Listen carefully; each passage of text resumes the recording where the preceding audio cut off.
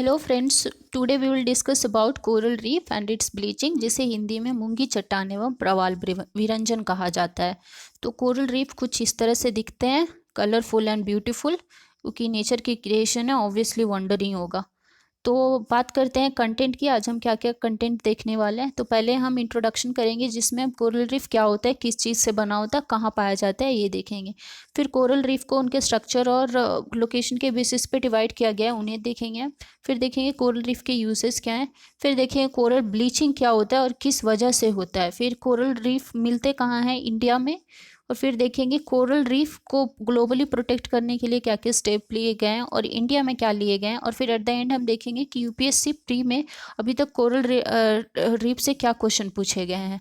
तो चलिए शुरू करते हैं इंट्रोडक्शन से। कोरल रीफ होता क्या है। तो कोरल रीफ जो है एक अंडर वाटर इकोसिस्टम है जो कोरल से बना होता है। तो अंडर वाटर इकोसिस्टम की अब बात करें क्या होता है, तो इकोसिस्टम मतलब वहाँ पे कुछ बायोटिक और कुछ अबायोटिक कंपोनेंट्स में इंटरेक्शन होती है। तो जैसे यहाँ पे है, बायोटिक मतलब लिविंग बींग्स और अबायोटिक मतलब नॉन लिविंग बींग्स। तो यहाँ पे क्या होता है, सन से सनलाइट आती है, उसको यूज़ करके अलगे यानी कि माइक्रोस्कोपिक प्लांट अपना फूड प्रिपेयर करती है, या फिर टर्टल ग्लास ये फूड प्रिपेयर करते हैं, जिसको कंज्यूम करती है छोटी छोटी लिविंग बींग्स, जैसे टर्टल हो गया, स्मॉल फिशेस हो गए, या फिर कोरल हो गया। और इनको बड़ी उनसे थोड़ी बड़ी मछलियाँ खाती है, फिर उनको इन टर्न बड़ी मछलियाँ खाती है।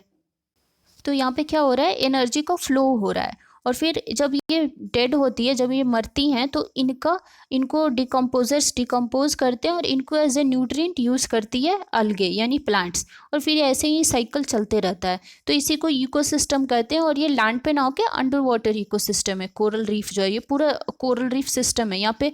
अब हम देखेंगे इंडिविजुअल कोरल क्या होता है। तो इंडिविजुअल कोरल की अगर बात करें, तो एक रीफ सिस्टम में बहुत सारे छोटे छोटे कोरल पॉलिप्स होते हैं इंडिविजुअली, और वो बहुत छोटे से और एक एक इंच के जितने ही होते हैं। और ये सब आपस में मिल मिल के कॉलोनी बनाते हैं। और हर कोरल पॉलिप के ऊपर एक कैल्शियम कार्बोनेट का शेल बना होता है। और फिर जब वो मर जाती है, तो वो कैल्शियम कार्बोनेट वहीं पे डिपॉजिट रह जाता है शेल उनका, उनके ऊपर उनकी नेक्स्ट जनरेशन आके जमा होती है। तो यही प्रोसेस जब मिलियन ऑफ ईयर्स तक चलता है, तब वो जाके चट्टान की तरह खड़े हो जाते हैं, और वो उन्हीं को कोरल रीफ कहा जाता है। जैसे आप देखो, ये हमारे इंडिविजुअल कोरल पॉलिप्स, और ये सब इकट्ठा होकर कॉलोनी फॉर्म की, और ये मिलियन ऑफ ईयर्स तक ऐसे ही ग्रो करते जाएंगे, तब फिर ये ऐसे बन जाते हैं। अब ये कहाँ पे पाए जाते हैं। तो कोरल्स जो है वो बेसिकली शैलो और वार्म वाटर में ही पाए जाते हैं, 30 डिग्री नॉर्थ और 30 डिग्री साउथ इक्वेटर के इधर उधर। तो ये देखो आप पिक्चर, ग्लोबल वर्ल्ड पिक्चर में आप देख सकते हो, वर्ल्ड मैप में इधर जो है ज़्यादातर साउथ ईस्ट एशिया और ऑस्ट्रेलिया के साइड में कोरल रीफ पाए जाते हैं, और इधर नॉर्थ अफ्रीका और ईस्टर्न अफ्रीका में, और कुछ कैरेबियन कंट्रीज में। और उसके बाद हम देखेंगे जो कोरल होते हैं ना, वो सिम्बायोटिक रिलेशनशिप में होते हैं जूजेंथेला अलगे के साथ। तो अलगे जूजेंथेला अलगे क्या करती है, सिम्बायोटिक रिलेशनशिप की अगर हम बात करें, तो वो क्या होता है, इसको सिंपल लैंग्वेज में अगर बताऊं, तो जैसे अभी मैं वीडियो बना रही हूँ, तो कल को ये चैनल मोनेटाइज हो जाता है, तो मेरे को इससे क्या मिलेगा, इनकम मिलेगी कुछ। और यहाँ पे जो आप व्यूवर्स जो आप इसको देख रहे हो, उन्हें उनका कॉन्सेप्ट क्लियर हो रहा है। तो we both are in symbiotic relationship, क्योंकि हम दोनों को एक दूसरे से कुछ फायदे हो रहे हैं। तो सिमिलरली ये अलगे और कोरल एक दूसरे के साथ सिम्बायोटिक रिलेशनशिप में होते हैं, जिसमें अलगे जो होता है फूड प्रोवाइड करता है इनको, कोरल एनिमल को। कोरल एनिमल उनको इंटर्न न्यूट्रिएंट्स और फिर प्रोटेक्शन देती है। तो और कोरल जो होती है ना, वो ट्रांसपेरेंट होती है, जैसा हमने अभी पीछे देखा था। फॉर एग्जांपल ये है कोरल स्केलेटन, ये इस तरह से सीमेंट टाइप की होती है, और इसके ऊपर जो होते हैं अलगे बैठी होती है, अलगे अपना काम कर रही होती है। और ये अलगे की वजह से इतने ग्रीन और रेडिश और ब्राउन कलर दिखते हैं। ये सब जो चीज़ें अलगे की वजह से होती है। जैसे ज़िंदगी ना मिलेगी दोबारा जो मूवी थी, उसमें दिखाया जाता है कटरीना और ऋतिक रोशन जो होते हैं, स्कूबा डाइविंग पे जाते हैं और इस तरह से इंजॉय कर रहे होते हैं, और वो कोरल रीफ की वजह से ही होती है, जिसी की वजह से हम भी फैंटेसाइज कर पाते हैं, कल को हमें भी अपनी कटरीना मिल, या फिर हमारा ऋतिक मिल जाए, और फिर हम भी स्कूबा डाइविंग करके इस तरह से एंजॉय कर पाएँ। तो आप देख सकते हो कोरल रीफ की यूजेस कितने ज़्यादा हैं। तो अब बात करते हैं क्लासेस ऑफ कोरल रीफ में, कोरल रीफ को कैसे कैसे डिवाइड किया गया है। तो पहले हमारा आता है फ्रिंजिंग रीफ। तो फ्रिंजिंग रीफ क्या होता है, तो जो भी कोरल रीफ जो शोर के पास होते हैं, उन्हें हम फ्रिंजिंग रीफ कहते हैं। फॉर एग्जांपल ये देखो, मान लीजिए फॉर एग्जांपल ये हमारा तमिलनाडु कोस्ट है, उसके पास जो फ्रिंज पाए जाएंगे, उन्हें हम उन जो उसके पास जो रीफ्स पाए जाते हैं उन्हें हम फ्रिंजिंग रीफ कहते हैं। या फिर आइलैंड्स के पास जैसे अंडमान निकोबार या फिर लक्षद्वीप आइलैंड के पास अगर फ्रिंज है, रीफ फ्रिंज है, तो उसे हम फ्रिंजिंग रीफ कहेंगे। सेकंड हमारा है बैरियर रीफ। बैरियर रीफ यानी कि जो बैरियर की तरह बहुत ज़्यादा दूर तक खड़ा हो। इसका एग्जाम्पल क्या है? World's largest coral reef system great barrier reef of Australia. ये देखो आप, इतनी दूरी में यानी 2300 किलोमीटर तक भी फैली हुई है और ये एक तरह से बैरियर की तरह खड़ी हुई है, इसलिए इनका नाम बैरियर रीफ रखा गया है। और ये वर्ल्ड हेरिटेज, यूनेस्को के वर्ल्ड हेरिटेज साइट भी आती है इनकी इंपॉर्टेंस की वजह से। और ये लाइफ कुछ ऐसी दिखती है ऑस्ट्रेलिया की ग्रेट बैरियर रीफ। लेकिन अभी जो रिसेंट ईयर में क्या हो रहा है कि ये काफ़ी ज़्यादा डेड हो रही है वहाँ की कोरल रीफ सिस्टम, इसलिए यूनेस्को ने इनको निकालने की बात करी है वर्ल्ड हेरिटेज साइट से, इसलिए अभी न्यूज़ में था। फिर थर्ड हम बात करेंगे, थर्ड क्लास है अटोल्स। तो अटोल्स क्या होता है?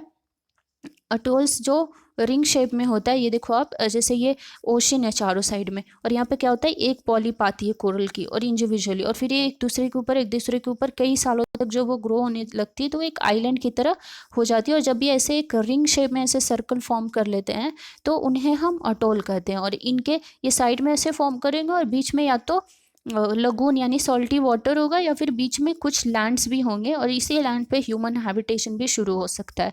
इसका बेस्ट एग्जांपल हमारा लक्षद्वीप आइलैंड। लक्षद्वीप आइलैंड में जितने आइलैंड्स हैं सब अटोल से बने हुए हैं। और फिर नेक्स्ट हम देखेंगे उनका फोर्थ टाइप कोरल रीफ का, वो हमारा था पैच रीफ। पैच रीफ क्या होता है? तो पैच रीफ एक छोटे छोटे टुकड़ों में होते हैं, दो थोड़े थोड़े दूरी पे होते हैं और बीच में कुछ इनके डिस्टेंस होता है, और ये ज़्यादातर किसी बड़े बैरियर रीफ या फिर अटोल्स के बगल में होते हैं। तो ये हमारा फोर्थ टाइप हो गया patches reef, patchy reef. Next हम देखेंगे सिग्निफिकेंस ऑफ कोरल। कोरल के यूजेस क्या हैं? तो कोरल को rain forest of the ocean कहा जाता है। Rain forest of the land कौन सी है? हमारी अमेजन फॉरेस्ट। तो अमेजन फॉरेस्ट जो है उसे लंग्स ऑफ द अर्थ भी कहते हैं, क्योंकि वो काफ़ी ज़्यादा कार्बन डाइऑक्साइड को ऑब्जर्व करती है, कार्बन सिक्वेस्ट्रेन करती है और ऑक्सीजन को रिलीज करती है, और काफ़ी ज़्यादा biodiversity of plants and animals को सपोर्ट करती है।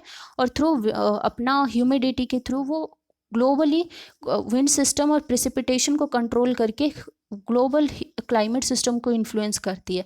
सिमिलरली कोरल जो है सिर्फ 0.1 एरिया ऑक्यूपाई करती है, परसेंट एरिया ऑक्यूपाई करती है ओशन में, लेकिन ये 25% ऑफ मरीन स्पीसीज को सपोर्ट करती है। इसीलिए कोरल को rain forest of the ocean कहा गया है।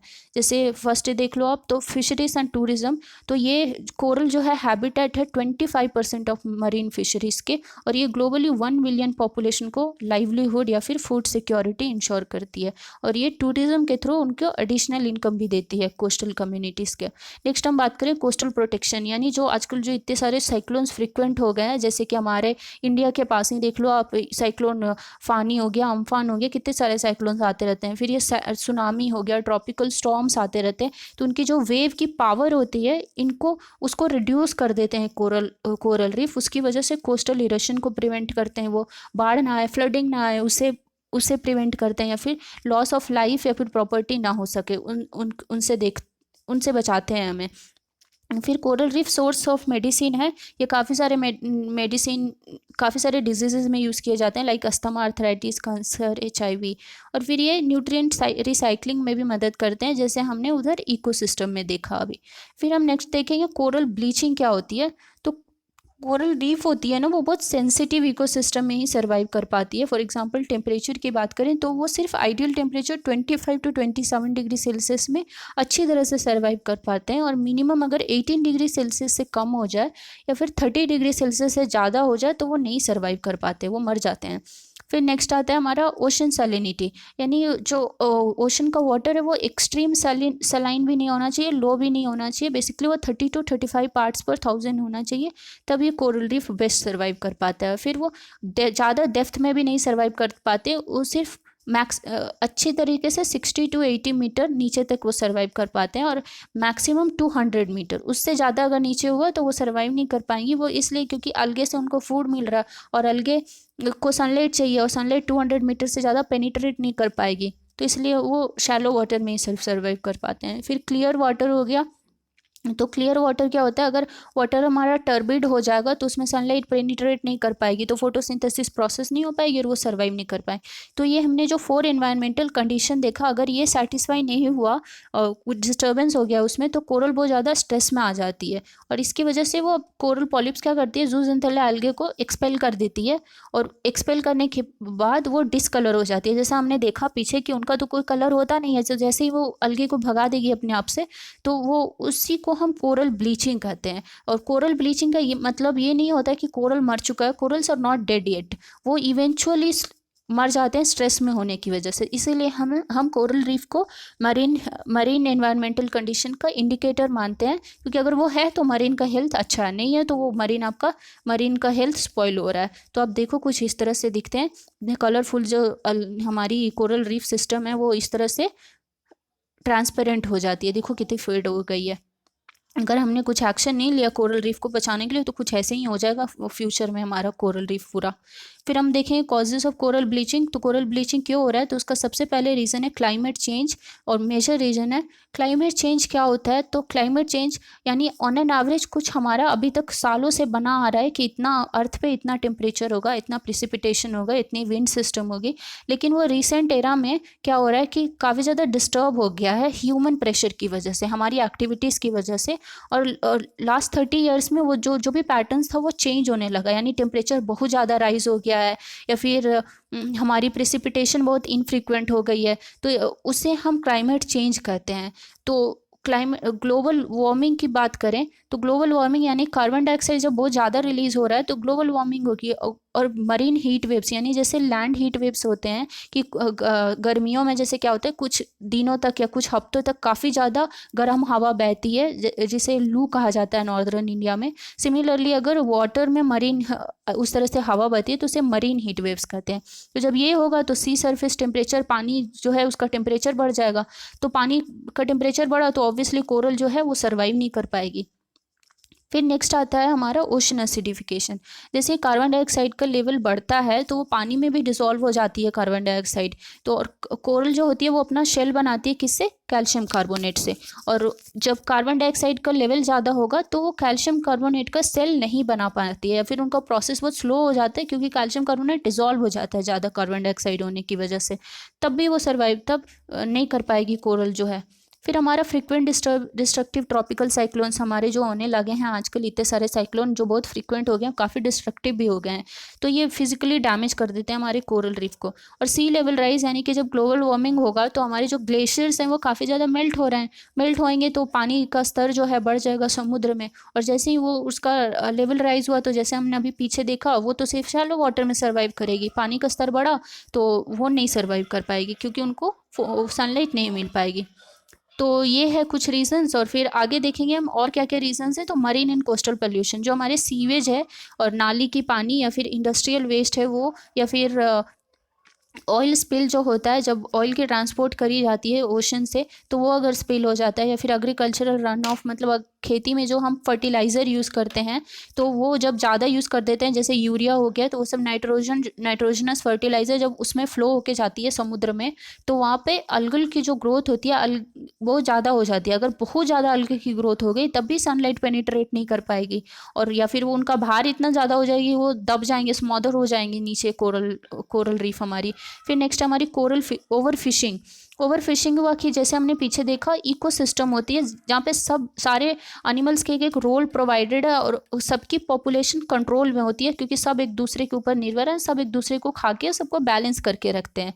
अगर हमने ओवर फिशिंग कर दी, फिश की पॉपुलेशन कम हो जाएगी तो अलगे को वो खा नहीं पाएगी, अलगे को खा नहीं पाई तो उनके अलगे की ओवर ग्रोथ हो जाएगी, तो उससे भी फिजिकली डैमेज हो जाता है इनका, क्योंकि सनलाइट पेनिट्रेट नहीं हो पाएगा। और ब्लास्ट फिशिंग एक प्रोसेस है जिसमें हम क्या करते हैं उस एरिया को ब्लास्ट करके वहाँ से इजी फिश कैचिंग का एक मेथड है, लेकिन जब हम ब्लास्ट फिशिंग करेंगे तो सिर्फ मछलियाँ तो मरेगी नहीं, वहाँ पे तो जो भी इकोसिस्टम है सब डिस्ट्रॉय हो जाएगा, तो उसकी वजह से भी कोरल रीफ जो है वो फिजिकली डैमेज हो रही है। फिर अनसस्टेनेबल टूरिज़्म, जब आप टूरिज़्म अगर सस्टेनेबल वे में करोगे तो सही है, वरना आप भैया उसको एक्सप्लॉइट कर दोगे, यानी आप वोटिंग डाइविंग ये सब बहुत ज़्यादा कर रहे हो या फिर जो कोस्टल में जो एक्टिविटी करते हैं हम, जैसे मिनरल एक्सट्रैक्ट करते हैं या फिर सैंड एक्सट्रैक्ट करते हैं, तो उस सबसे भी फिजिकल हार्म होता है कोरल रीफ को। नेक्स्ट है हमारा कोरल हार्वेस्टिंग। कोरल हार्वेस्टिंग करते हैं हम या तो ज्वेलरी बनाने के लिए या तो घरों में एक्वेरियम को सजाने के लिए, तो उससे भी हार्म होता है उनको। या फिर कोरल माइनिंग करते हैं। कोरल माइनिंग मतलब होता है सीमेंट की तरह, क्योंकि उनका कैल्शियम कार्बोनेट शेल जो होता है हार्ड होता है, तो उसको एज ए सीमेंट मटेरियल भी यूज़ करा जाता है, उसकी वजह से वो फिजिकली हार्म होता है उनको। अगर एक रिपोर्ट की बात करूं आईपीसीसी स्पेशल रिपोर्ट की, तो आईपीसीसी एक इंस्टीट्यूशन है, संस्थान है, जो कि क्लाइमेट चेंज से रिलेटेड रिसर्च करती है और फिर इंफॉर्मेशन स्प्रेड करती है, इंटर गवर्नमेंटल पैनल और क्लाइमेट चेंज। तो इनका कहना है कि अगर जो ग्लोबल टेम्परेचर है प्री इंडस्ट्रियल लेवल से, प्री इंडस्ट्रियल लेवल यानी 1850 टू 1900 के बीच के पहले से जो जितनी टेम्परेचर थी ऑन एन एवरेज लैंड की, अगर उससे 1.5 डिग्री सेल्सियस ज़्यादा हो जाएगा तो 70 to 90% ऑफ कोरल जो है हमारी ख़त्म हो जाएगी। और अगर ये टेम्परेचर 2 डिग्री सेल्सियस राइज हो जाएगा तो we would lose 99% of our coral reef, जो कि बहुत बुरा होने वाला है। और फिर देखेंगे हम कोरल रीफ इन इंडिया में कोरल रीफ कहाँ कहाँ पाए जाते हैं, तो मैप में हमें इजीली समझ पाएगा। तो लक्षद्वीप तो हमने देखा ही था, टोटली वो कोरल रीफ से ही बना हुआ है। फिर आ गया हमारा अंडमान एंड निकोबार, यहाँ पे पाया जाता है। फिर गल्फ ऑफ मन्नार में, फिर गल्फ ऑफ कच्छ में, फिर इधर मलवन आइलैंड है कर्नाटका और महाराष्ट्र के बीच में, वहाँ भी पाया जाता है। फिर हम देखेंगे कोरल रीफ को प्रोटेक्ट करने के लिए क्या क्या स्टेप्स लिया गया है ग्लोबली।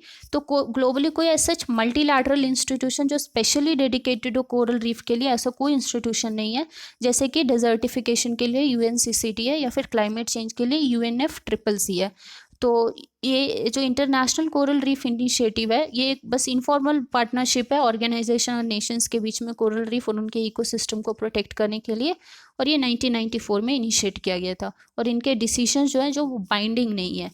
और इन्होंने ICRI ने अभी तक 3 साल को 1997, 2008 और अभी रिसेंटली 2018 को international year of reef declare करा था, अवेयरनेस जनरेट करने के लिए कोरल ब्लीचिंग के प्रति और उनको प्रोटेक्ट करने के लिए। फिर एक coral triangle initiative. Coral triangle क्या होता है, तो इधर ये है हमारा इंडिया, और उससे इधर आएंगे साउथ ईस्ट में, तो इधर पे कुछ नेशन है, Philippines, Malaysia, Indonesia, timer list, Papua New Guinea है। तो यहाँ पे जो कोरल पाई जाती है ना, वो एक टाइप ऑफ ट्रायंगल के शेप में है, तो इन्हें कोरल ट्रायंगल इसे कहा जाता है। और इन नेशंस ने एक इनिशिएटिव स्टार्ट करा है 2006 में, वहाँ की कोरल रीफ को प्रोटेक्ट करने के लिए और ह्यूमन एक्टिविटीज़ जो उनके हेल्थ के लिए ख़राब है उनको रेगुलेट करने के लिए। फिर नेक्स्ट हम बात करेंगे इंडिया में कोरल प्रोटेक्शन के लिए क्या क्या किया गया है। तो रीबिल्ड एक इनिशिएटिव है अंडमान एंड निकोबार में, वहाँ पे कोरल रीफ को रिस्टोर या फिर रिहैबिलिटेट करा जाता है। इसके अंदर जो भी कोरल फ्रैगमेंट हो चुका है, टूट हो चुका है, उनको वो रिहैबिलिटेट करा जाता है ताकि वो मर रहे ना जल्दी। फिर गुजरात फॉरेस्ट में क्या किया गया है, बायो रॉक टेक्नोलॉजी अपनाया गया है वहाँ पे कोरल को प्रोटेक्ट करने के लिए। बायो रॉक टेक्नोलॉजी अभी काफ़ी न्यूज़ में है, प्रीलिम्स में पूछने के भी चांसेस हैं, तो ये होता क्या है वो देखेंगे हम। बायो रॉक टेक्नोलॉजी में हम स्टील के कुछ स्ट्रक्चर को, यानी केज की तरह होते हैं, उन्हें सी बेड पे प्लेस करेंगे और फिर कोई सोलर पावर या फिर कोई अदर सोर्स से वहाँ पे स्लोली इलेक्ट्रिसिटी सप्लाई करेंगे, पॉजिटिव एंड नेगेटिव चार्जेस। तो यहाँ पे जो मिनरल्स होगी ओशन में, कैल्शियम या फिर कार्बोनेट, वो आके इस पर एक्यूमुलेट होगी। तो ये क्या है, एक टाइप से कोरल का शेल बनते गया, और इस पे स्कूबा डाइवर्स जो होते हैं हमारे, वो आएंगे और जो भी फ्रैगमेंटेड टूटा हुआ जो कोरल इधर उधर होगा उसको लाके यहाँ पे डिपॉजिट करेंगे, तो इजीली ग्रोथ हो पाएगी उनकी, क्योंकि उनको अपना कैल्शियम कार्बोनेट का शेल बनाने में तो टाइम लगता है, वो स्ट्रेस में होते हैं। अगर इसको करा जाए तो उनकी जो सर्वाइवल रेट है वो ज़्यादा हो जाएगा। और इंडिया ने क्या क्या स्टेप लिया है, गवर्नमेंट ऑफ इंडिया ने, तो coastal monitoring and prediction system, land ocean interactions in coastal zones, फिर integrated coastal and marine area management के तहत भी स्टेप्स ले रही है कोरल रीफ को प्रोटेक्ट करने के लिए। और ये हमारा PYQ 2014 में पूछा गया था। वीडियो को पॉज करके आप ये क्वेश्चन पढ़ें और फिर इसके आंसर को अप्रोच करें, इजी है, जो अभी हमने पीछे डिस्कस करा है इसको। तो फिर बस इतना ही। फिर इसी के साथ हम होप करते हैं कि हमारा कोरल रीफ जो है वो इस तरह से प्रोटेक्टेड रहे और हम भी अपने सपने जो हैं स्कूबा डाइविंग करने के वो भी पूरे कर सकें, और ये ऐसे ही तब तक के लिए रहे और हमारी नेक्स्ट जनरेशन भी इन चीज़ों को देख सके और एक्सपीरियंस कर सके। तो that's all for today. Thank you so much for watching.